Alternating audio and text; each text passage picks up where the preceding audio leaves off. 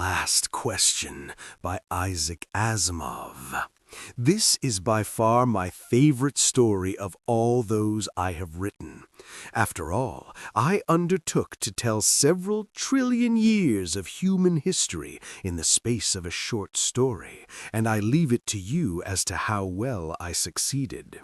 I also undertook another task, but I won't tell you what that was, lest I spoil the story for you.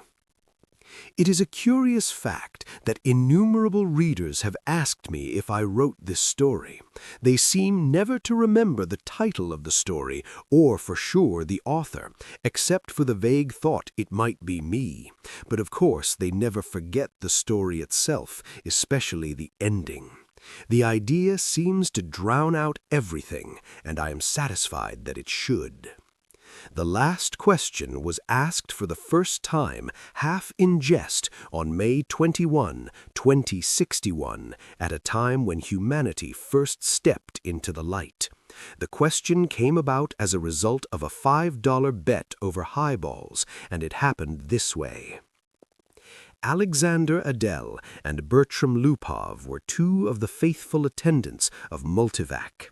As well as any human beings could, they knew what lay behind the cold, clicking, flashing face, miles and miles of face, of that giant computer. They had at least a vague notion of the general plan of relays and circuits that had long since grown past the point where any single human could possibly have a firm grasp of the whole. Multivac was self-adjusting and self-correcting. It had to be, for nothing human could adjust and correct it quickly enough or even adequately enough. So Adel and Lupov attended the monstrous giant only lightly and superficially, yet as well as any men could. They fed it data, adjusted questions to its needs, and translated the answers that were issued. Certainly they and all others like them were fully entitled to share in the glory that was Multivac's. For decades, Multivac had helped design the ships and plot the trajectories that enabled man to reach the Moon, Mars, and Venus. But past that, Earth's poor resources could not support the ships. Too much energy was needed for the long trips. Earth exploited its coal and uranium with increasing efficiency, but there was only so much of both. But slowly, Multivac learned enough to answer deeper questions more fundamentally, and on May 14, 2061, what had been theory became fact. The energy of the sun was stored, converted, and utilized directly on a planet-wide scale. All Earth turned off its burning coal, its fissioning uranium, and flipped the switch that connected all of it to a small station 1 mile in diameter, circling the Earth at half the distance of the Moon. All Earth ran by invisible beams of sun power. 7 days had not sufficed to dim the glory of it, and Adel and Lupov finally managed to escape from the public functions and to meet in quiet, where no one would think of looking for them, in the deserted underground chambers where portions of the mighty buried body of Multivac showed. Unattended, idling, sorting data with contented, lazy clickings, Multivac, too, had earned its vacation, and the boys appreciated that. They had no intention originally to disturb it. They had brought a bottle with them, and their only concern at the moment was to relax in the company of each other and the bottle. "It's amazing when you think of it," said Adel. His broad face had lines of weariness in it, and he stirred his drink slowly with a glass rod, watching the cubes of ice slur clumsily. "All the energy we can possibly ever use for free. Enough energy, if we wanted to draw on it, to melt all Earth into a big drop of impure liquid iron and still never miss the energy so used. All the energy we could ever use, forever and ever and ever." Lupov cocked his head sideways. He had a trick of doing that when he wanted to be contrary, and he wanted to be contrary now, partly because he had had to carry the ice and glassware. "Not forever," he said. "Oh, hell, just about forever, till the sun runs down, Bert." That's not forever. All right then, billions and billions of years. 10 billion maybe. Are you satisfied? Lupov put his fingers through his thinning hair, as though to reassure himself that some was still left, and sipped gently at his own drink. 10 billion years isn't forever. Well, it will last our time, won't it? So would the coal and uranium. All right, but now we can hook up each individual spaceship to the solar station, and it can go to Pluto and back 1,000,000 times without ever worrying about fuel. You can't do that on coal and uranium. Ask Multivac if you don't believe me. I don't have to ask Multivac. I know that. Then stop running down what Multivac's done for us, said Adele, blazing up. It did all right. Who says it didn't? What I say is that a sun won't last forever. That's all I'm saying. We're safe for 10 billion years, but then what? Lupov pointed a slightly shaky finger at the other. And don't say we'll switch to another sun. There was silence for a while. Adele put his glass to his lips only occasionally, and Lupov's eyes slowly closed. They rested. Then Lupov's eyes snapped open.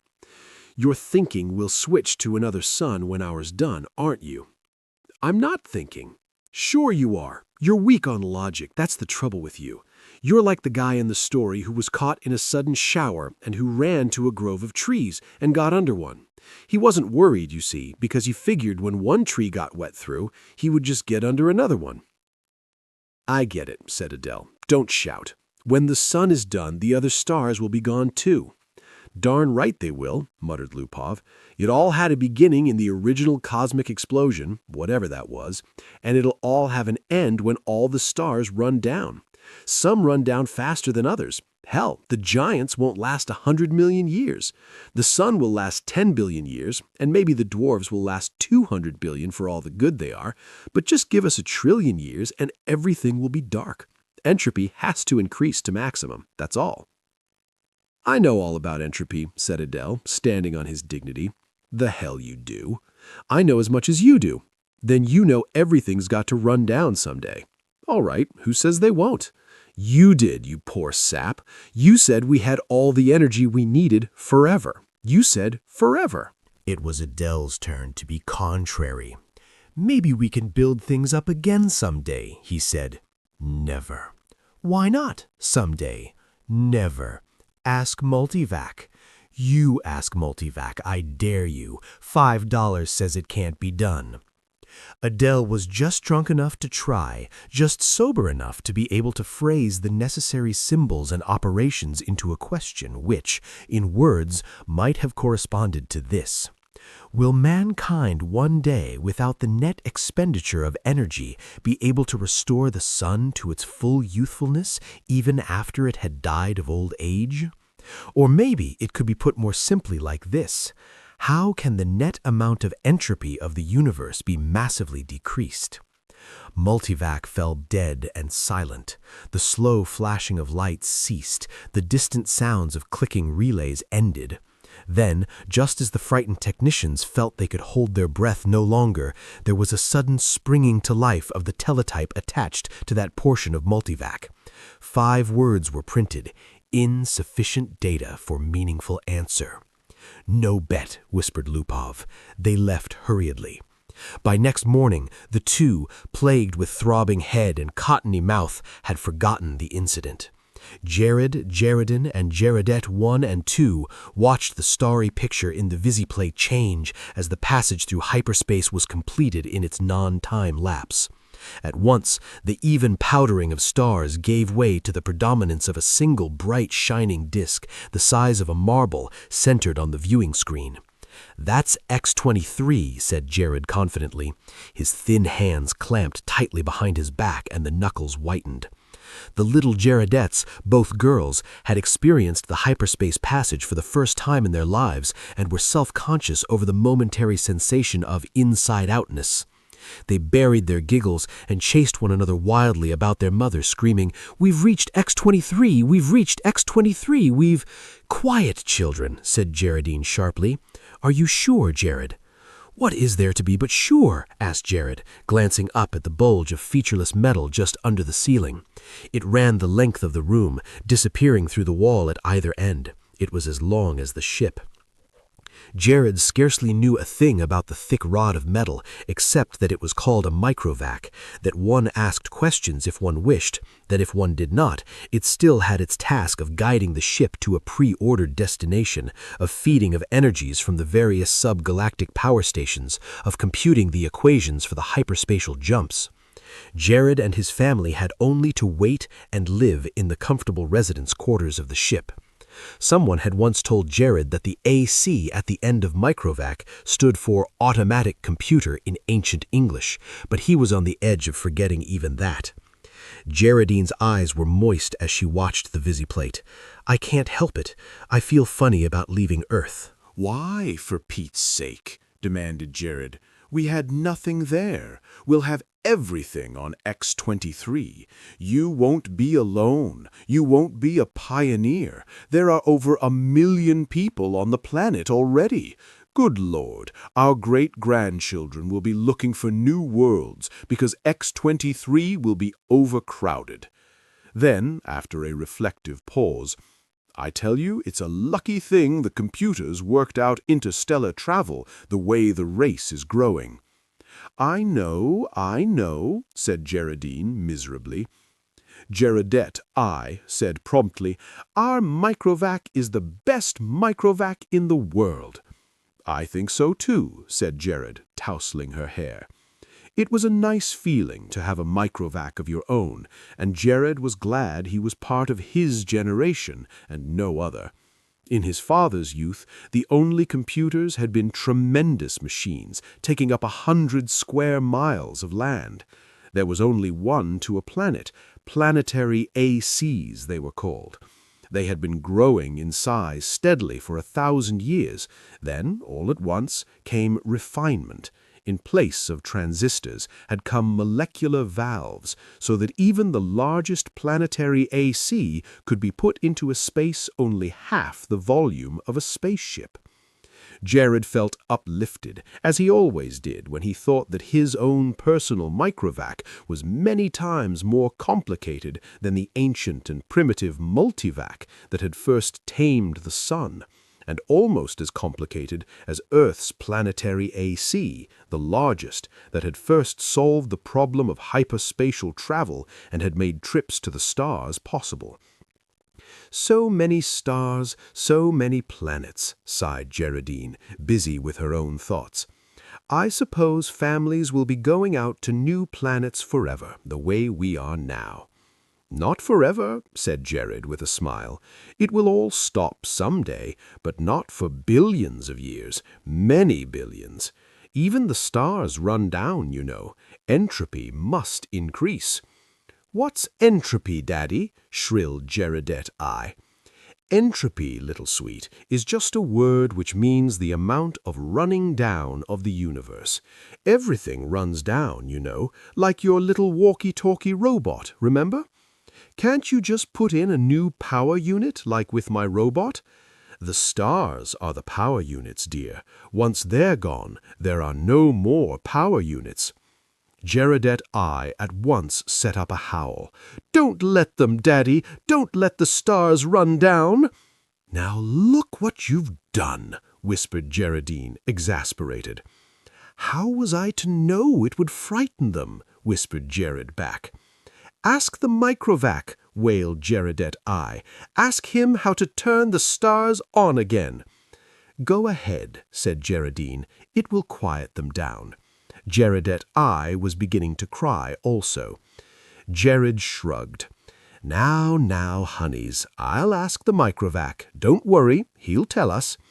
He asked the microvac, adding quickly, "Print the answer." Jared cupped the strip, or thin cellufilm, and said, cheerfully, "See now, the microvac says it will take care of everything when the time comes, so don't worry." Geraldine said, "And now, children, it's time for bed. We'll be in our new home soon."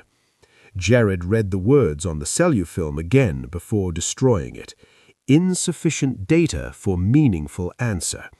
He shrugged and looked at the visiplate.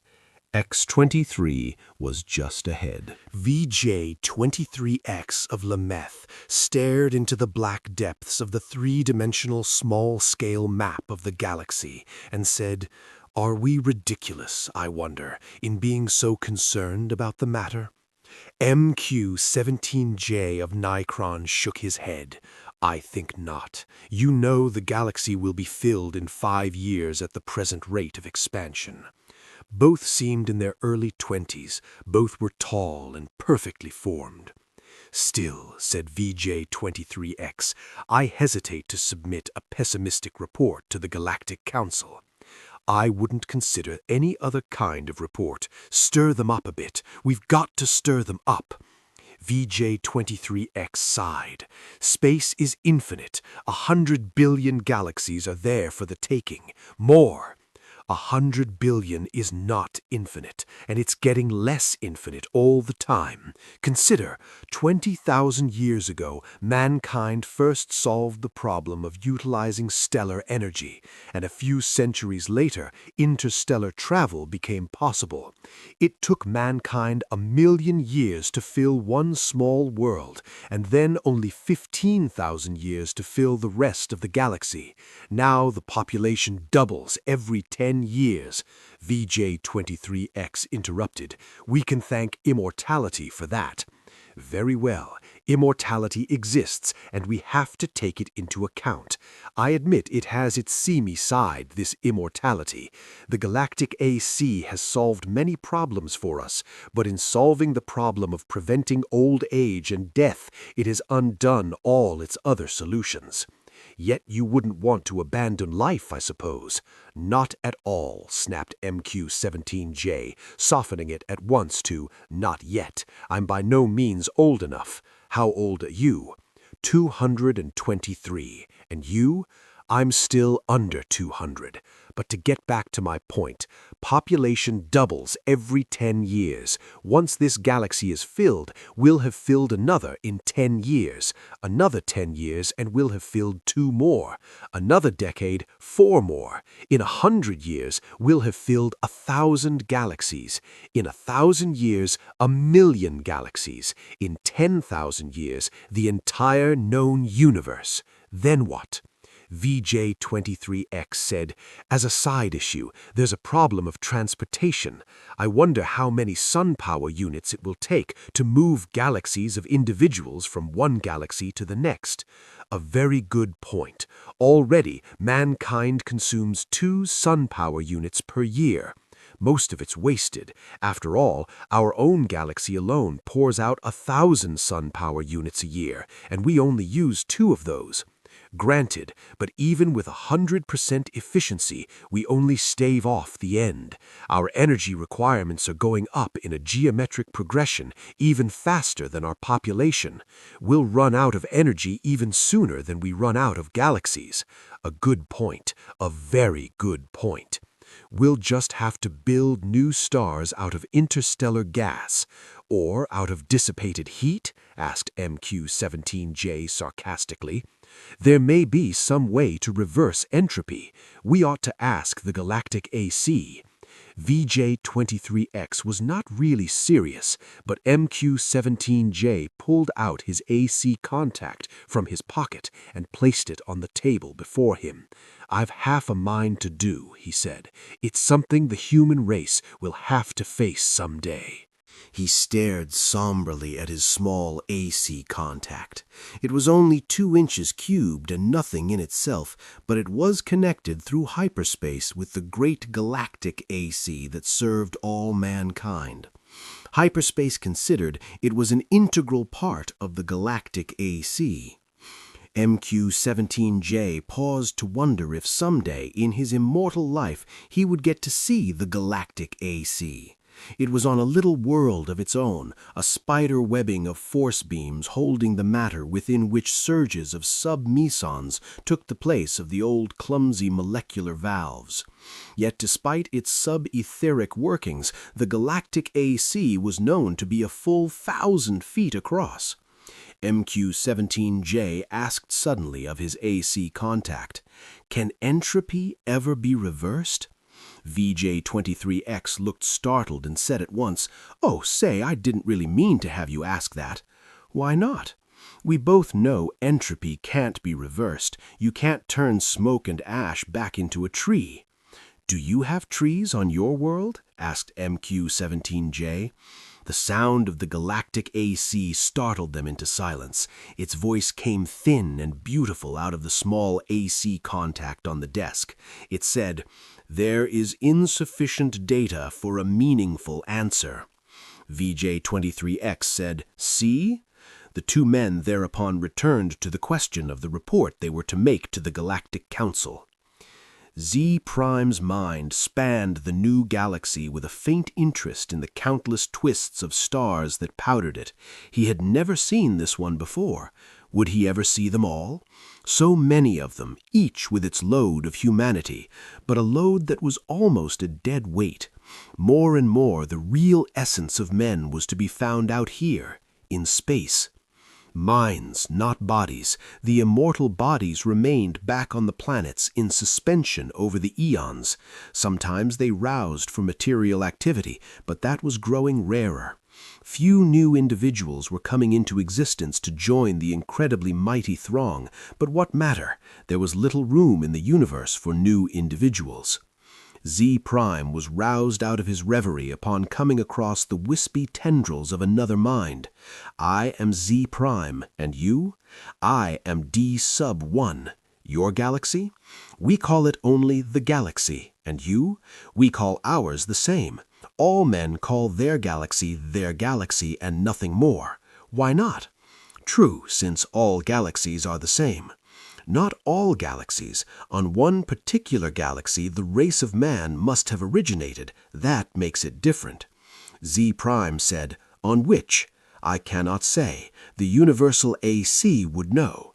Shall we ask him? I am suddenly curious." Z Prime's perceptions broadened until the galaxies themselves shrank and became a new, more diffuse powdering on a much larger background. So many hundreds of billions of them, all with their immortal beings, all carrying their load of intelligences with minds that drifted freely through space. And yet one of them was unique among all. Them all in, being the original galaxy. One of them had, in its vague and distant past, a period when it was the only galaxy populated by man. Z Prime was consumed with curiosity to see this galaxy, and he called out, "Universal AC, on which galaxy did mankind originate?" The universal AC heard, for on every world and throughout space it had its receptors ready, and each receptor led through hyperspace to some unknown point where the universal AC kept itself aloof. Z Prime knew of only one man whose thoughts had penetrated within sensing distance of universal AC, and he reported only a shining globe, 2 feet across, difficult to see. "But how can that be all of universal AC?" Z Prime had asked. "Most of it," had been the answer, "is in hyperspace. In what form it is there, I cannot imagine." Nor could anyone, for the day had long since passed, Z Prime knew, when any man had any part of the making of a universal AC. Each universal AC designed and constructed its successor.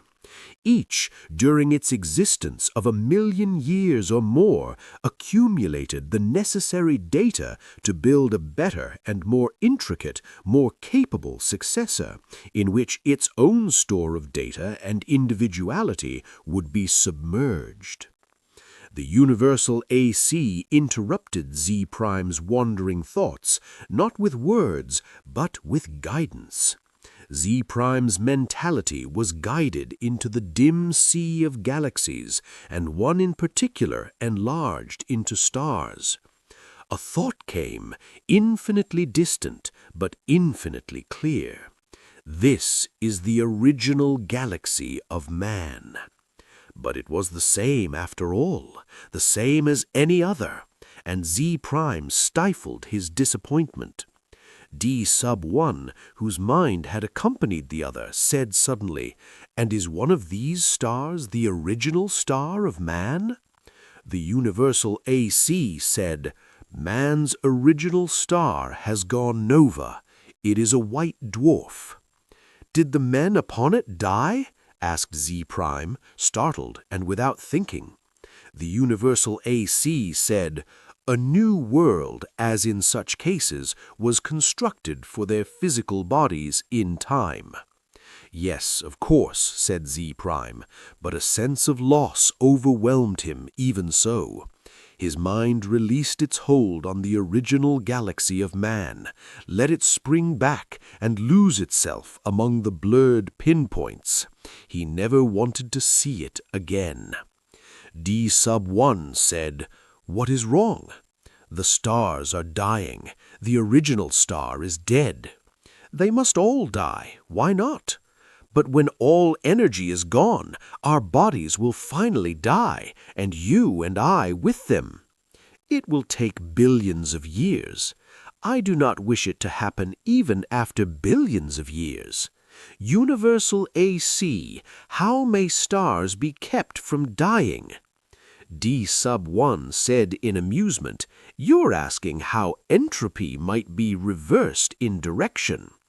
And the universal AC answered, "There is as yet insufficient data for a meaningful answer." Z prime's thoughts fled back to his own galaxy. He gave no further thought to D sub 1, whose body might be waiting on a galaxy 1,000,000,000 light-years away, or on the star next to Z prime's own. It didn't matter. Unhappily, Z prime began collecting interstellar hydrogen out of which to build a small star of his own. If the stars must someday die, at least some could yet be built. Man considered with himself, for, in a way, man mentally was one. He consisted of 1,000,000,000,000,000,000,000 ageless bodies, each in its place, each resting quiet and incorruptible, each cared for by perfect automatons, equally incorruptible, while the minds of all the bodies freely melted one into the other, indistinguishable. Man said, "The universe is dying." Man looked about at the dimming galaxies. The giant stars, spendthrifts, were gone long ago, back in the dimmest of the dim far past. Almost all stars were white dwarfs fading to the end. New stars had been built of the dust between the stars, some by natural processes, some by man himself, and those were going too. White dwarfs might yet be crashed together, and of the mighty forces so released, new stars built, but only one star for every 1,000 white dwarfs destroyed, and those would come to an end too. Man said, "Carefully husbanded, as directed by the cosmic AC, the energy that is even yet left in all the universe will last for billions of years. But even so," said man, "eventually it will all come to an end. However it may be husbanded, however stretched out, the energy once expended is gone and cannot be restored. Entropy must increase forever to the maximum." Man said, "Can entropy not be reversed? Let us ask the cosmic AC." The cosmic AC surrounded them, but not in space. Not a fragment of it was in space. It was in hyperspace, and made of something that was neither matter nor energy. The question of its size and nature no longer had meaning in any terms that man could comprehend. "Cosmic AC," said man, "how may entropy be reversed?" The cosmic AC said, "There is as yet insufficient data for a meaningful answer." Man said, "Collect additional data." The cosmic AC said, "I will do so. I have been doing so for 100 billion years. My predecessors and I have been asked this question many times. All the data I have remains insufficient. Will there come a time when data will be sufficient, or is the problem insoluble in all conceivable circumstances? The cosmic AC said, no problem is insoluble in all conceivable circumstances. Man said, when will you have enough data to answer the question? The cosmic AC said, there is as yet insufficient data for a meaningful answer. Will you keep working on it? Asked man. The cosmic AC said, I will. Man said, we shall wait. The stars and galaxies died and snuffed out, and space grew black after 10 trillion years of running down. One by one, man fused with AC, each physical body losing its mental identity in a manner that was somehow not a loss, but a gain.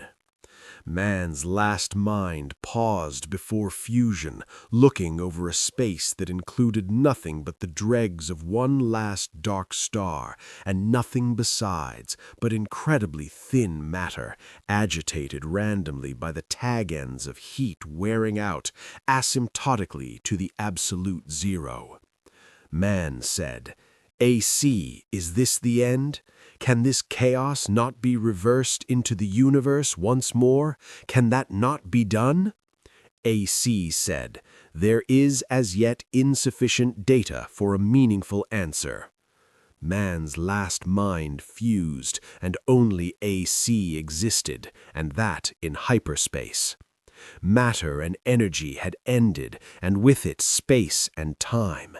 Even AC existed only for the sake of the one last question that it had never answered from the time a half-drunken computer technician 10 trillion years before had asked the question of a computer that was to AC far less than was a man to man. All other questions had been answered, and until this last question was answered also, AC might not release his consciousness. All collected data had come to a final end. Nothing was left to be collected. But all collected data had yet to be completely correlated and put together in all possible relationships. A timeless interval was spent in doing that. And it came to pass that AC learned how to reverse the direction of entropy. But there was now no man to whom AC might give the answer of the last question. No matter. The answer, by demonstration, would take care of that too. For another timeless interval, AC thought how best to do this. Carefully, AC organized the program. The consciousness of AC encompassed all of what had once been a universe and brooded over what was now chaos. Step by step it must be done. And AC said, let there be light, and there was light.